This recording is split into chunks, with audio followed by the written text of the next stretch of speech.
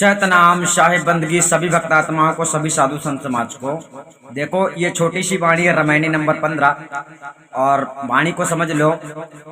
बोनई बदरिया परिगो संझा, अगुआ भूला बनखंड बंझा, पिए अंते धन अंते रहाई, चौपरी कामरी माथे कहाई।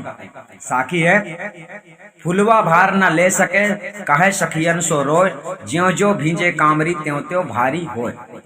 अज्ञान, अंधकार और कर्मों का भार, जो वजन आपके पास अभी है, जो भार है, ये सब अज्ञान का भार भी है और कर्मों का भार भी है। हमने आपको कई बार बताया है कि आप भ्रमवश भटक रहे हो और कर्म बंधन में दो प्रकार के आपके बोझे हैं जो आप उठाकर आपको चलना है मुक्ति के मार्ग में। चलिए सदगुरु कबीर साहब इसमें क्या समझाते हैं, ध्यान से समझना।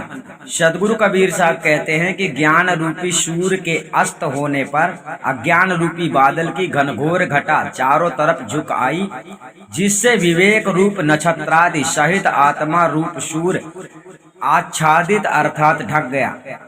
इतने में क्रमशः संध्या भी पड़ गई, अर्थात अज्ञान अवस्था में ही वृद्धावस्था भी आ गई। संपूर्ण जीवन बीत गया है, तब भी वृद्धावस्था तक विवेक जन आत्मा तथा परमात्मा के स्वरूप का सत्य यथार्थ ज्ञान उदय नहीं हुआ है,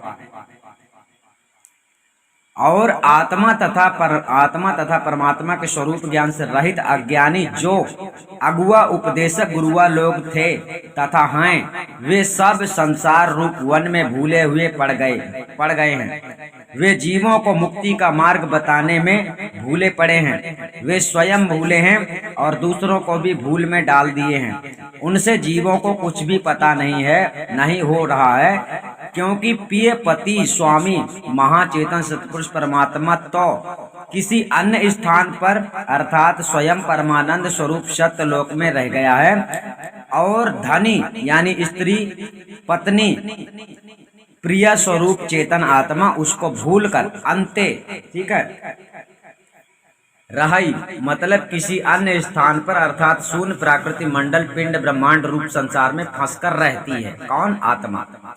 अब यह भूल बंधन में पड़कर जीवत्व दशा में होकर चेतन आत्मा ने चौपट की हुई चतुष्ट अंतःकरण मन बुद्धि चित्त अहंकार रूपी कंबल को तथा अविद्या अज्ञान जन्म शुभाशुभ रूप कर्म कंबली को माथे पर ढोए फिरती है।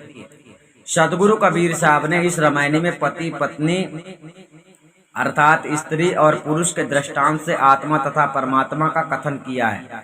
जैसे कोई स्त्री अपने पति के पास जाने के लिए प्रस्थान करे और उसे ले जाने वाला मार्गदर्शक आगे आगे चले, उस स्त्री के साथ कुछ सखियां भी हों, वह दिन भर चलने से थक गई हों, इतने में बादल की घटा उमड़ अर्थात झुक आई हो और क्रमशः संध्या भी हो गई हो, वह मार्गदर्शक भी उस घोर वन में रास्ता भूल गया हो, उसके पीछे चलने वाली सखी भी भूली पड़ी हो और मूसलाधार वर्षा भी होने लगी हो एवं ओढ़ा हुआ कंबल भींज गया हो, वह वजनदार हो गया हो, अतएव उस स्त्री ने उस कंबल को चौपट कर अपने मस्तक पर ले लिया हो, उससे और अधिक वजन के मारे चला भी नहीं जाता हो। ऐसी स्थिति में वह अपने पति की प्राप्ति नहीं कर पाती है।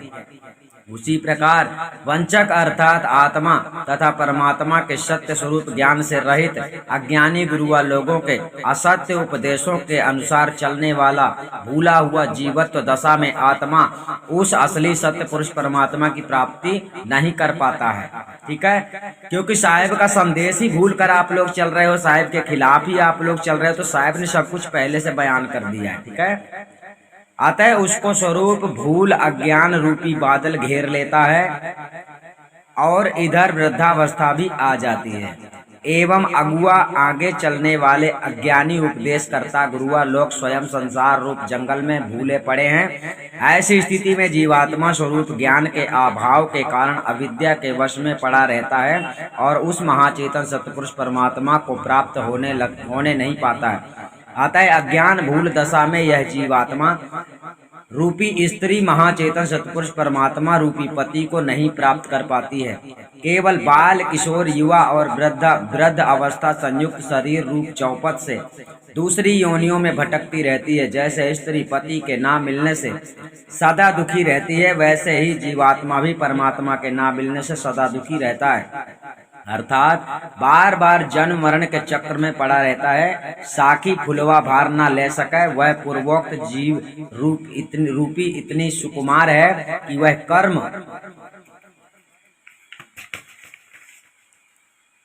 कर्म तथा जिससे उत्पन्न शरीर का भार उठा नहीं सकती है। इसलिए वह अपने संसार के दुखों को मन आदि इंद्रिय सखियों से रो रो कर कहती है कि हे सखियों तथा मित्रों, ज्यों ज्यों यह शरीर कंबली दुख की वर्षा से भींजती जाती है, त्यों त्यों भारी होती जाती है, अर्थात अब दुख सहन नहीं होता है। ठीक है, इस जीव को स्वल्प मात्र भी दुख सहन नहीं होता है। अतः जब तक आत्मा तथा परमात्मा का यथार्थ ज्ञान नहीं होता है, तब तक कर्म का भार बढ़ता ही जाता है और उससे उत्पन्न दुख भी बढ़ता जाता है। ठीक है, यहाँ पर आप समझ लेना कि जो आप करते हैं, जो भी आप कर्म करते हैं, पता नहीं गुरु की शरण में ना रहने में आप अपने विचारधारा से पता नहीं कैसे कर्म करते हैं, तो उसका आपका वजन बढ़ता जाता है। ये मत सोचना कि घट रहा है। ठीक है, इसका यथार्थ भाव यह है कि युवा अवस्था में यह जीवात्मा जिस शरीर को फूलों के समान ढोता था, अब वही शरीर वृद्धा हो जाने पर उसे ढोने में सर्वथा असमर्थ हो रहा है, क्योंकि वृद्धावस्था में यह शरीर अपने वश में नहीं रहता है। उस समय अनेक प्रकार के उपद्रव इसमें होने लगते हैं। तब जीव अपने मित्रों से कहा करता है कि हे मित्रों, ज्यों ज्यों मैं वृद्धा होता जाता हूँ, त्यों त्यों यह शरीर रूप कंबल भारी होता जाता है। अब मुझसे कुछ भी नहीं बन पाता है। मेरा देव दुर्लभ मनुष्य शरीर व्यर्थ में गया। विशेष आध्यात्म व्याख्या। आदि सृष्टि का सर्वप्रथम यह चेतन आत्मा अपने शुद्ध स्वरूप से महाचेतन सत्पुरुष परमात्मा के आधार पर जीवन मुक्ति दशा में स्थित था। ध्यान रखना, साहब क्या करें, यहाँ पर सृष्टि रचना का प्रथम में बता दिया। जब सृष्टि रचना नहीं थी तब की बता दिया। उस समय ना जड़ सूक्ष्म स्थूल प्राकृति थी और ना यह नाम रूप जगत प्रपंच ही था। तत्पश्चात चेतन आत्मा का लक्ष्य सूरति परमात्मा तथा अपने स्वरूप से पृथक होकर अधोमुख हुआ और शून्य की सीमा में जाकर स्थिर हुआ और अपने आप की शुद्धि बुद्धि रहित शून्यवत स्थिति को प्राप्त हुआ। तदनंतर बहुत समय के बाद उस शून्य में लक्ष्य जागृत हुआ और उससे एकोहम के रूप में सूक्ष्म अहमता उत्पन्न हुई कि मैं ही सच्चिदानंद ब्रह्म हूँ और मैं अपने आधार से धारित हूँ। मेरा आधार अन्य कोई और नहीं है। अहम ब्रह्मास्मि। इस प्रकार वह आत्मा ईश्वर निरंजन ब्रह्म संज्ञा को प्राप्त हुआ और उसमें जगत के रचने की इच्छा उत्पन्न हुई तथा इस इच्छा से महामाया आद्या शक्ति उत्पन्न हुई और उससे ब्रह्मा विष्णु शिव ये त्रिदेव उत्पन्न हुए। इनमें ब्रह्मा जी प्रधान और वेदों के रचयिता तथा उनके प्रचारक हुए। अतः सदगुरु कहते हैं, कहाँ युगन की बात भूले ब्रह्म चीन नहीं त्राता। ठीक है, अर्थात ब्रह्मा जी प्रथम भूल गए। इसी से कहते हैं कि ब्रह्मा जी के अंतःकरण में अज्ञान भ्रम की घटा झुकाई और संध्या हो गई है, अर्थात काल पुरुष निरंजन का घोर अंधकार छा गया और सर्वप्रथम आगे चलने वाला ब्रह्म ही वेदवाणी रूपी वन खंड के बीच में भूल गए और उनके भूलने पर विष्णु शिव तथा समस्त ऋषि महर्षि मुनि आदि भी भूल गए और उन ब्रह्मा आदि ने पिया अर्थात स्वामी परमात्मा को तो अन्य कहीं दूसरा बताया और धनी अर्थात जीव रूप स्त्री के रहने का स्थान अन्य कहीं बताया। ठीक है, जो आप लोगों को बताते हैं ना ज्ञानी लोग, परमात्मा वहां रहता है, परमात्मा उस जगह में रहता है, तो यहीं पर बताया जा रहा है कि परमात्मा कहीं और है और आप लोगों को कहीं और शिक्षा दी जाती है कि ऐसा होगा वैसा होगा, मतलब गलत शिक्षा दी जाती है। तो चलिए आता है असली सत्पुरुष परमात्मा को सब भूल गए हैं। आपको क्या हुआ है, आप भूल गए हैं। ठीक है, आप ध्यान रखना कि आपको भूल गए हैं और आपको जानकारी गुरु से मिलेगी। आप कोई बात भूल चुके हो तो उससे आपको जानना है, बस इतना समझो। और ओमकार ब्रह्म निरंजन को जो एक ब्रह्मांडी सिद्ध जीवात्मा है उसको परमात्मा मान लिया और उसकी वाणी चारों वेद रूपी कंबल को सिर पर धर के सब लोगों ने उस ओमकार ज्योति स्वरूप ब्रह्म निरंजन से मिलने के लिए योगादि साधन निश्चय किया। जो लोग योग करते हैं, ध्यान समाधि लगाते हैं, जो भी करते हैं, तो ये सब निरंजन से मिलने वाली रास्ता है, निरंजन तक ले जाने वाली रास्ता है। इसलिए साहब ने कहा है उठी भरम, देखो यहाँ पर दोहा कहते हैं, उठी भरम की बादरी परिगो जमंधियार, अगुआ ब्रह्मा भूलिया बानी वेद मजार, अंते पिया बताइया अंत रहा यह जीव, चारि वेद सिर पर धरे युक्त सबन मिलकी। अब यहाँ जीव भार ना सही सके, काहे आप उसमें रोए, ज्यो ज्यो भींजे विषय में त्यों त्यों जड़वत हो। ये साखी, ठीक है। अब आगे चलते हैं। इस शरीर का मुख्य उद्देश्य आत्म कल्याण सिद्ध नहीं हुआ। मुख्य उद्देश्य क्या है? आत्म कल्याण। इस जीव का मतलब आपका जन्म। अब इस वृद्ध शरीर से कुछ नहीं हो सकता है। अतः जब तक जीवात्मा अपने चेतन स्वरूप ज्ञान सहित उस महाचेतन सार शब्दास्थ स्वरूप सत्य पुरुष परमात्मा का साक्षात्कार नहीं कर लेता, तब तक उसको स्थायी सत्य सुख की प्राप्ति नहीं हो सकती है। वह सत्य पुरुष परमात्मा अपने सदैव निरंतर होने से अत्यंत समीप है। मतलब वो इतना करीब है कि तुम सोचो ही मत, कहीं जाना ही नहीं है। सीधी सीधी बात समझ लो। हम आपको कह रहे हैं कि वो दूर नहीं है आपसे। आप लोगों को जो ढूंढने की बात करते हैं, तंत्र मंत्र बताने की बात करते हैं ना, तो वही बात है कि आपको यही नहीं पता है ज्ञान कैसे होता है। अतः इस रामायणी का सांकेतिक अर्थ यह भी है कि आत्मा तथा परमात्मा के स्वरूप ज्ञान से विहीन गुरु, अब वही बात है, जो लोग जिन गुरुओं को खुद आत्मज्ञान नहीं है और वे लोग आप लोगों को ज्ञान नहीं बताते हैं, आत्मज्ञान तुमको प्राप्त हो जाएगा इस प्रकार की विधि विधान बताते हैं, तंत्र मंत्र बताते हैं, जिससे संभव नहीं है। ठीक है। विहीन गुरु तथा अज्ञानी शिष्य दोनों ही मिलकर के परमार्थ पथ के पथिक बनकर तीर्थ व्रतादि कर्मकांड के सहारे चलना शुरू तो करते हैं, परंतु दोनों की युवा अवस्था रूपी सूर सहसा अस्त होते होते अज्ञानांधकार रूप काले बादल मनुष्य जीवन रूपी आकाश पर छा जाते हैं और आत्मा तथा परमात्मा के स्वरूप ज्ञान से विहीन वंचकों की भ्रमिक असत्य वाणी रूपी आंधी भी अपना ही अधिकार शासन मानकर जोर शोर से अपना आक्रमण प्रारंभ कर देती है। ऐसी स्थिति में आगे चलने वाला वृद्धावस्था युक्त वह कर्मकांड मार्गी गुरु स्वयं नाना प्रकार की भ्रमिक असत्यवाणियों के जंगल में भटकता फिरता है।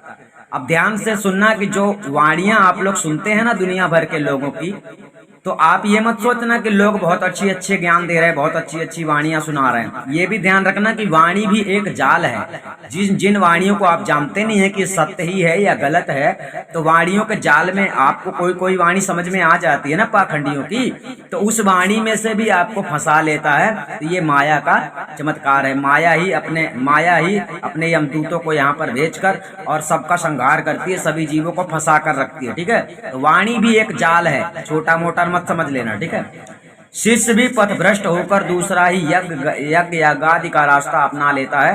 पूर्वकृत कर्म फल प्रारब्ध जन्म सुख दुखादि भोग रूपी वर्षा से अपनी रक्षा पाने के हेतु देशाटन तीर्थाटन क्षेत्रों में भ्रमण करता है और काल मास तिथि आदि शुभ समय तथा द्रव्य घृत यव तिल गुड़ मिश्रित शुद्ध हवन सामग्री और क्रिया मंत्रोच्चारण पूर्वक अग्नि में आहुति डालना रूप 4 साधन संयुक्त यज्ञ कर्म रूप चौगनी कंबल अपने सिर पर धरकर कर्मकांडी पथ पर चलने लगता है।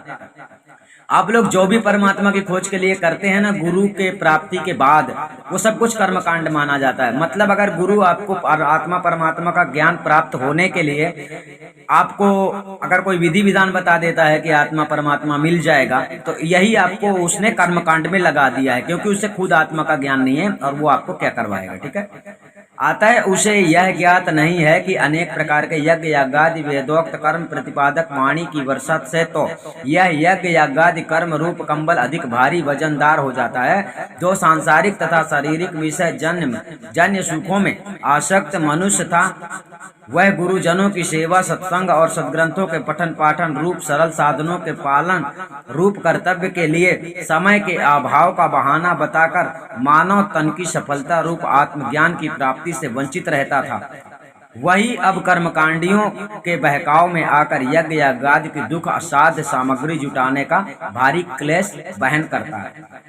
ठीक है। जो आपका काम है, मेन चीज देखो यहाँ पर, सरल साधन सत्संग और सद्ग्रंथों के पठन पाठन। ठीक है ना। सबसे पहले सत्संग का पठन पाठन जब आता है, आपको करना क्या था? देखो, वह गुरुजनों की सेवा। आपको क्या करना है, जो आपका काम है, देखो गुरुजनों की सेवा, सत्संग, सदग्रंथों की। अब जब सदग्रंथों की बात आई तो सदग्रंथ सदगुरु कबीर साहब का असली ग्रंथ है, ठीक है ना। सब ग्रंथ की बात करोगे तो सब ग्रंथ उल्टा बोलते हैं, और कबीर साहब बोलते हैं कि आत्मा परमात्मा का ज्ञान भेदी गुरु से होता है, और सभी ग्रंथ जो है उल्टे सीधे बात करते हैं। मतलब कि कहते हैं कि ये मंत्र जपने से होगा, ये मूल मंत्र होता है, ऐसा सुमिरन करना होता है, ऐसा भजन करना होता है, और ऐसा ध्यान करना होता है, ये सब उटपटांग बतलाते हैं। लेकिन साहिब का असली ग्रंथ जो है वो कहता है कि गुरु से ही आत्मज्ञान प्राप्त होता है। तो आपको चुनना है कि आपको गुरु कैसा चाहिए, आत्मज्ञान करवाने वाला गुरु चाहिए, या कि तंत्र मंत्र देने वाला गुरु चाहिए, या कि खपड़ी में ध्यान लगवाने वाला गुरु चाहिए, कैसा चाहिए, ठीक है। तो साहिब का कहना क्या, ये आप समझ लिए पढ़ के, और ये सरल साधन, मतलब जो गुरु ने आपको बताया करने के लिए वो सब कुछ करने लगना है। तो ये सब अगर आप नहीं करते हैं, बहाना करते हैं, देखो आप लोग अगर बहाना करते हैं, भक्ति में नहीं जुटते, जो गुरु बताता है वैसा आप नहीं करते हो, तो होता क्या है, आत्मज्ञान की प्राप्ति आपको होती नहीं है। आत्मज्ञान प्राप्त तो करना चाहते हैं, लेकिन जो आपको बतलाया जाता है सदग्रंथों के अनुसार, साहिब के वचनों के अनुसार, वो उसमें आप नहीं चल पाते हैं, तो उसमें क्या होता है, आत्मज्ञान की प्राप्ति आपको नहीं होती है। यहाँ पर बताया गया वंचित रहता था। तो देखो यहाँ पर किसी प्रकार से ध्यान योग की साधना साहिब ने कभी नहीं बताई, और ये जितने लोग बताते हैं पाखंडी लोग, उल्टा सीधा भ्रमित करने वाले हैं ज्ञानी, तो आप लोगों को चिंता नहीं करना है। साहिब की सभी वाणियों को ठीक से सुनते जाना है, और आप लोग क्लियर समझ लोगे ये हकीकत क्या है। और हम तो यही कहते हैं कि कबीर साहब की भक्ति करना इतना सरल नहीं है। अगर आप लोग बिल्कुल नए हैं तो कबीर पंथ में प्रवेश ना करें। बहुत ही बड़ी हिम्मत है आपके अंदर तो आप कबीर पंथ में प्रवेश करें, क्योंकि कबीर पंथ की परीक्षा बहुत बड़ी खतरनाक होती है। तो अगर परमात्मा की सच्ची लगन है, ऐसे लोग ही भक्ति करें, बाकी लोग साहिब की भक्ति को छोड़ दें, क्योंकि कोई फायदा नहीं है। आप रहे आओगे, बस हो गए, साहिब को मानो, घर बैठे रहो, और गुरु शिष्य बनाने का कोई फायदा ही नहीं, क्योंकि आप लोग परेशान रहोगे, और मुक्ति के मार्ग में आप लोगों को अच्छे से चलना नहीं है, तो मुक्ति मिलेगी नहीं। इसलिए सतनाम साहिब बंदी हम आपको फिर मिलेंगे।